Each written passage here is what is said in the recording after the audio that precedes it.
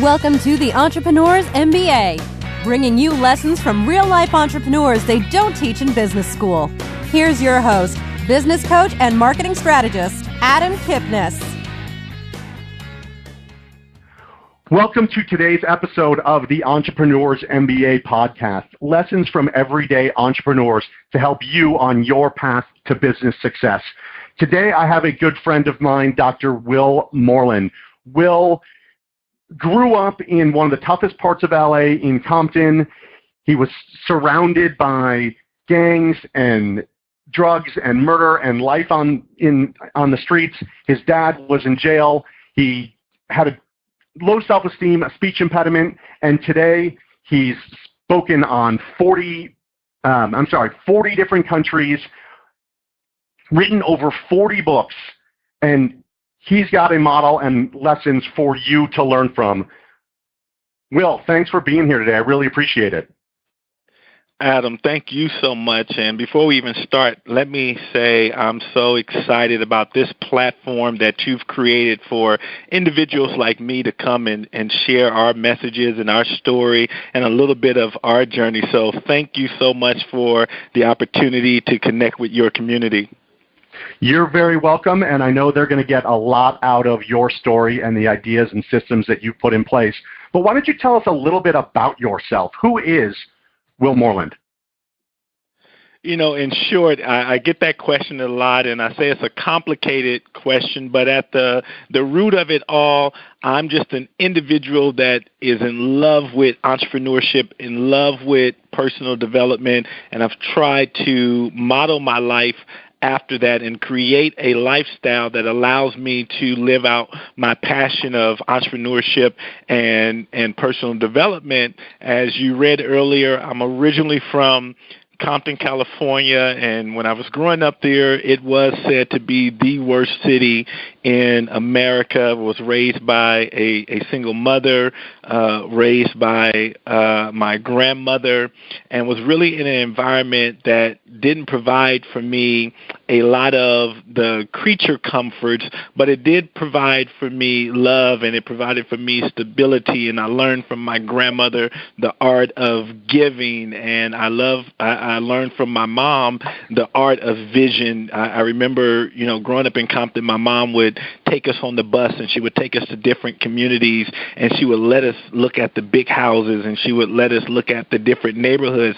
And what she was doing was creating and painting a picture for me to let me know that even though this was our situation, that this wasn't all that life had to offer. And it was some very powerful lessons, because I believe for me that was the seed to let me know that, hey, there's something else out there. All I had to do was figure it out, and entrepreneurship and building my own business was the bridge to allow me to move from where I was in life to where I really wanted to be. So in short, man, I'm just a guy who loves helping people, love teaching, and love entrepreneurship. That's awesome. And when you think about your story growing up and your mom and grandma showing you that there was a big world out there, not just where you were on that day, did you know then as a little boy that entrepreneurship was your path? Or were you just looking, how can I get to the next step out of where we are today? For me, I'll tell you, I know specifically when I fell in love with entrepreneurship. My mom took me to this store in California called Smart and Final, and if you're not familiar with it, it's a kind of it was a modern day Costco where you could go in and you can buy stuff at bulk. And my mom took me to the store, and she allowed me to buy some candy. And you could buy these candy, and I'll never forget, it was like the Lucky Charm blow pop little suckers, and you can get a box of them. And it was like maybe 50 in a box, and you can get them for like $2.50. And so my mom allowed me to buy it, and my plan was to go to school and sell these blow pops. And so I get them, I go into school, and literally before the bell rung for our first class, I was practically sold out. And I got to my last blow pop. I'll never forget this. I got to my last blow pop, and a bidding war just broke out. I was selling them for 50 cents. Now, remember, 50 in the box. It only cost like $2.50 for the whole box. So I'd already made back my investment already. I'm all the way into profit. But then when I got down to my last one, I'll never forget that this bidding war started between these two boys, and they started saying, I'll give you 75 cents, I'll give you 85 cents, I'll give you $1.10, I'll give you $1.25. And I ended up selling that one sucker for $2.25. And when I saw, I didn't know the terminology, but when I saw the law of supply and demand, when I said, oh my God, I just bought these for $2.50, and I just sold one for $2.25. I've already made my money back. I got money that I can keep. I got money that I can reinvest in the business, and I can control my monetary destiny. That's when I fell in love with entrepreneurship. Now, we didn't call it entrepreneurship back then. We called it hustling and whatever, because the word entrepreneurship wasn't a big word back then. But I knew then that through selling, that through buying your own product and selling it, that you can make and earn a lot of money, man. And that's when I fell in love, back in the second grade, man, Caldwell Elementary in Compton, California. That's when I knew I was going to be a businessman. That's great. So business was easy from day one for you. You know what? I'll tell you this. It really was. I could talk. I was personable. I knew how to connect with people, no matter who was on the playground. I could connect with anybody. And in 8, I just knew that was a great selling trait, to be able to connect with people. From there, I would go to the local gas station, and I would pump people's gas, and I found out that people really like my smile. They would always comment on my smile, and they say, you have a beautiful smile. And more so than paying me to pump gas, they just gave me money because I smiled nicely. And so I knew that was a selling trait. So I said, if you can connect with people and smile, you could probably do pretty good in business. And that motto has served me well, man. It sounds like it. And it sounds like you picked up early on some of the reasons people were buying. It wasn't the product. It wasn't even necessarily the timing. It was just you knew what people wanted. You were personable. You made them feel comfortable, and they wanted to buy from you. Well, we all have heard this before. People buy from people they know, like, and trust. And that third dimension of trust, smiling, was one of the things that got people to trust me. Now, you got to remember, we're in Compton. We're in pretty a bad neighborhood. So here are people coming up in their cars, getting their gas, and here's this young African-American guy walking up to them. They could have been in a situation where they would be nervous or anything like that, but because I knew to smile, that automatically diffused them, because I had my script, right? I didn't know it was called a script, but I had my script. I would smile, and I would say, good morning, sir or ma'am. Would you mind if I pumped your gas? I had my script down, and so I would diffuse them before they even started. They knew what I was coming for. They knew what the return on investment was, and I was just learning these lessons. I didn't learn the terminology until later on in life, but yeah, in 8, man, I was learning and getting my business MBA at an early age. That's a great lesson for all of us. And when you think about it, business is not always easy, and so you probably had some stumbling blocks along the road. Can you think of one that really helped catapult you forward? So it felt like a struggle, or it felt like a step back at the time, but going forward, it really helped catapult you? Oh, man, I've had my fair share of mistakes and drawbacks, and I'll say this up front. Learning how to reframe, those mistakes and those fallbacks, I didn't look at them so much as failures as much as I looked at them as lessons. And so every time I made a mistake and every time I failed at something, I looked at it as a lesson. What could I learn from this? And I felt that if I can learn from it, then I wouldn't duplicate that mistake or that failure, and it would serve me moving forward. And so one big thing that really, I would say initially, starting out, when I started formalizing businesses, I didn't have a system, a reoccurring system that allowed me to attract clients. I knew what to do when I got in front of a client, but I didn't know per se how to have attractability in terms of where they were attracted to me, where they were always reoccurring. So that was one of the big stumbling blocks that I had, just trying to figure out that system that would put me in front of my ideal client on a consistent basis, that would allow me to turn on the magic, that would allow me to read my script and show them my smile and to show them the value I was going to bring in solving their problem. So I would say that was the big major problem. Once I figured out systems, man, we were up and running. And I'm glad you brought up systems, because I know one of the things that you've built is a formula for people who want to speak and want to get on stages. And not everyone wants to do that. You could be a doctor, or you could own the hardware store, or you could be a coach or consultant like myself. But your system can be modeled in any different business. So can you tell us a little bit about the PAM formula that you built and how it works? Oh, yeah, great. Thank you for bringing that up as well. It is a formula, and it is a system, and it's not just reduced to, as you said, just the people who want to be in the speaking industry. I think all of us are in the speaking industry as it relates to marketing our service, marketing our product. And I'll give you a quick story. Back when I was in the military, the first thing that the military did was they sent me, when I joined the military, they sent me to this thing called boot camp.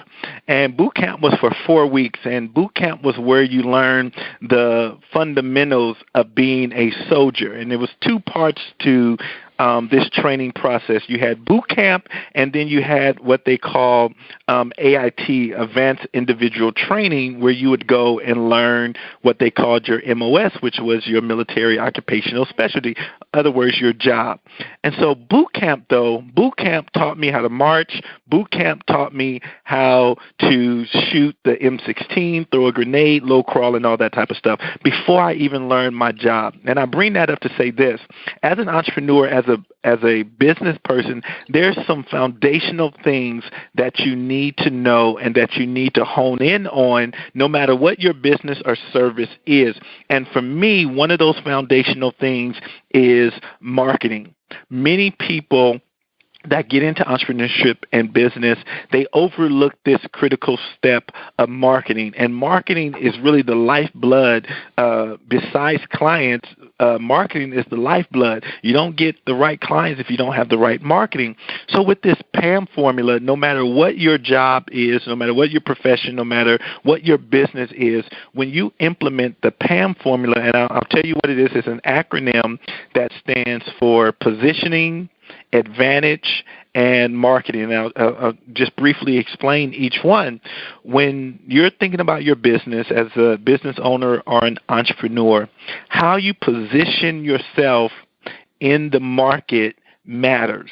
People want to work with the perceived guru, with the perceived expert. People want to work with the person who is the cream of the crop. And so when you're setting up your business, when you're setting up as an entrepreneur, you want to make sure that you position yourself as the go-to person. Any industry that you're in, it's going to be crowded. It's going to be flooded. So how do you position yourself from your competition? You know, we've all heard the quote that says, perception is reality. Perception is reality. You can have the best product, you can be the best at what you are, but if you don't position yourself and no one knows that you're the best, then there's someone that has an inadequate service or product that will crush you, that will earn more money than you because you haven't positioned yourself well. So when we look at PAM, the P is positioning. You want to position yourself well. Now, that takes me right into the A, advantage. Each of us as business owners and entrepreneurs, we have a uniqueness, we have a specialty, we have a certain advantage that makes us different than our competition. To help position position yourself, you need to find that advantage. What makes you stand out? What special skill, what special story, what special solution, what special problem do you solve that you can be the expert, the guru, the go-to person in that arena? And so with my clients, we go through this process of looking at everything that they've done, all the experiences, all the situations that they've been in. To give you an example, I talk about this in the book I wrote. I talk about the pilot for U.S. Airways, Scully, and he was the pilot that landed the plane in the Hudson River. And for him, since that moment, he got recognized as a hero. He got recognized as someone that's cool under pressure, and he's went on to have now a very lucrative speaking career. He's written books now, been a New York Times bestseller. He commands anywhere between $50,000 and $100,000 to speak because he found his advantage. His advantage was telling that story of how he was cool under pressure. It could be something as simple as that you have something unique that you've done. You've went on 10 different marathons or 7 different marathons on 7 continents. Just some skill, story, or some solution that you provide. You find your advantage and you position that advantage in the marketplace so you can attract the right client. And then that third phase of the PAM formula is marketing. When I was in the military, when they sent us through basic training, they wanted you to know at the foundation of what you are is a soldier. At the foundation. When you go to AIT, you're going to learn a specific skill. You're going to learn a specific job that we're going to pay for you to do every day.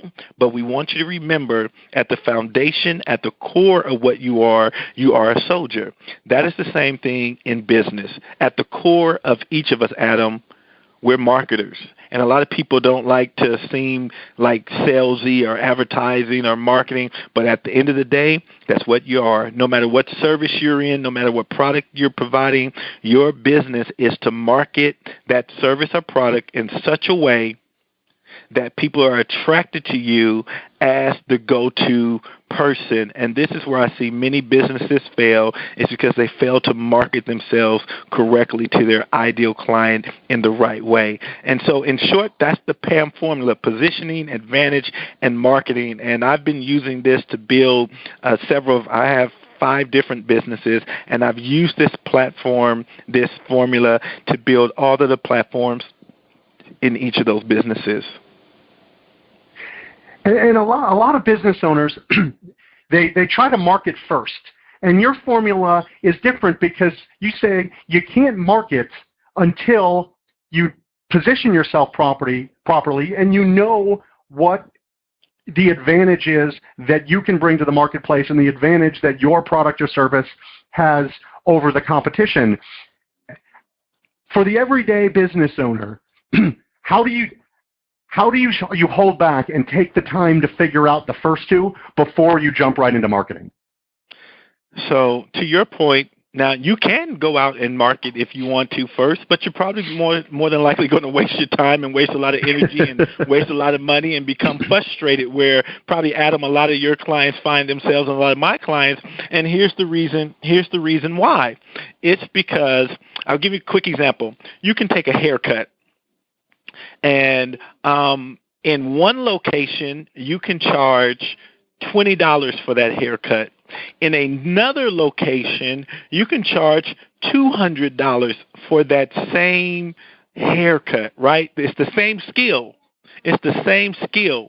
But if you don't know who your exact market is, if you don't know who your ideal client is, you can take that skill and put that skill in the wrong market, and they would buck at you. So I know some places where I could take that same $200 haircut and I can put it, let's say, in the inner city, and people will say, "Are you crazy? You think I'm going to pay $200 for a haircut?" Or I can take that same skill and put it in where I live here in Arizona, put it in Scottsdale or Paradise Valley, and they will pay that price without blinking. So for you, the business owner, it's vital to yourself, who is my ideal client? Who do I want to be a hero to? Where do these people hang out? Where do they shop? Where are their buying patterns? And this is what I call the unsexiness of business. It's not the fun stuff that people like to do, the market analysis type of stuff. These are the types of things that are not going to get you retweets. Nobody's going to be seeing you do this type of stuff, but this is the stuff that allows you to build a sustainable business that works. And so when you look at it, yeah, you can go out there and market, but off my experience of even my own businesses, when I didn't know this formula and working with clients, when I put the marketing, when I put the positioning and finding my advantage first and then entering the market, I've always been successful. That's great advice. I appreciate that. Well, one last question for me is, there was a time in your business career where you had to take a leap of faith. You had to put yourself out there into the unknown. Can you tell us about that and how important was a coach or a trusted advisor in that process and making that leap forward? Yeah.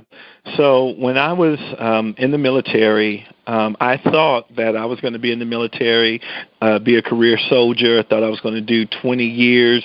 I was very comfortable. I was doing what they call fast tracking, so I was getting promoted very fast. From 0 to 2 years, I became an NCO, so I got 5 promotions within 2 years, so I was going very fast. And then I began to get involved in personal development. I wanted to be the best leader that I could be, so I'm reading books, John Maxwell and Zig Ziglar, Jim Rohn, Tony Robbins, Les Brown, just reading all these. And then the bug hit me. The bug hit me like, hey, this is what I'm supposed to be doing. Like, I want to do this at a bigger level. And so I started off with my own soldiers and teaching them personal development and things like that. But then I wanted to do it at a larger level. And that's when I made the choice. And I said, you know what? For me to do it at a larger level, I have to leave the military. Now, at this point, Adam, me and my wife, we were married. We were very comfortable. The military provided a very comfortable life. Income was good. I knew when I was going to get paid. I knew reoccurrently that the check was going to cash. And but I said on the inside of me, there's more. And this is when I knew. When I started to wake up in the morning, and it was hard for me to go to work, not because I hated the military or not because I hated the people, but just because there was a small voice on the inside of me saying, there's something more. There's something more. There's something more. And so now there was a conflict. And so the thing that I used to love was now the thing that I began to begrudge. And now it's like, I'm supposed to be doing something else. And to make a long story short, I went to my leaders and I said, you know what? I'm not going to re-enlist. I'm going to get out. I'm going to go start my company. And I'll tell you, Adam, these people, I know they loved me. I know they wanted the best for me, but they all told me I was crazy. They said, man, you're a young guy. I was in my early 20s. They said, you're getting ready to mess up your life. You're getting ready to throw away your career. Listen, it's a tough world out there. And I know they meant well. And literally, Adam, for about a year, they would have me talk to all different types of military leaders, all the way up to the post general, literally saying, young man, you're getting ready to throw away your career. You're going to lose everything you got up to this point. Don't go out there following dream. And but I just knew that I had to pursue what was in my heart. And to answer your question, here's one of the big things. I didn't know back then, 20 years ago, I didn't really know anything about coaching and having a mentor as it related to a business coach. So I made a lot of mistakes where if I would have had a business coach, I have several business coaches now, and if I would have had them in the initial going of my business, and I would challenge anybody that is thinking about going into entrepreneurship, going into business, that would be one of the first steps that you look at, getting a coach, getting a mentor, because it can make the road a lot smoother. And I didn't have that initially, so I made a lot of mistakes in building my first consultant company. And if I would have had the wisdom and the knowledge that business coaches were available, I would have definitely took advantage of it. I would have invested on a business coach before I got a website, before I got my business cards, before I got my brochures, before I got any of that type of stuff. I would have invested in someone that was invested in me, that I could call, that they could provide a system for me to follow to building my business. You and me both. We both we went out there and we said, we can do this. And then you stubbed your toe and worse. And then someone gives you a little advice and you said, oh, if I'd only know that. Well, this is what I tell people all the time, Adam. I say, I know you got faith and I know you got passion and I know you're excited about your business. But I tell you, bills are coming in, it's hard to be motivated when you're looking at bills coming in. And so please have a strategy and please get somebody to coach you. I definitely agree. And to all the listeners out there, Will works with medium-sized and large businesses. You do a lot in leadership too, correct? Helping leaders of organizations take their business to the next level through their own personal development. We do. One of the major things that we focus on is helping individuals gain clarity.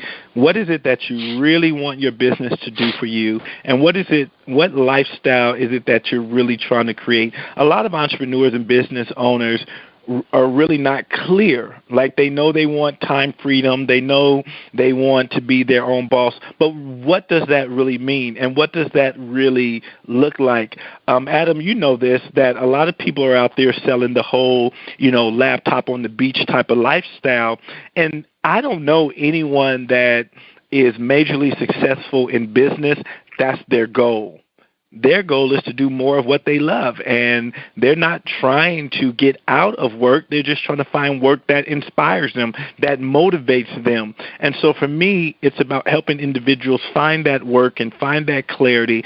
Like, I'm not trying to be on the beach every day with my laptop per se. I love what I do. I love doing this. I love interacting with people like you and talking with my clients and working with people. So I'm not trying to do less of this. I'm trying to do more of this inside of the lifestyle that I've created for myself and my family. And so that's the individuals that we work with. We work with corporations and helping them do the same thing.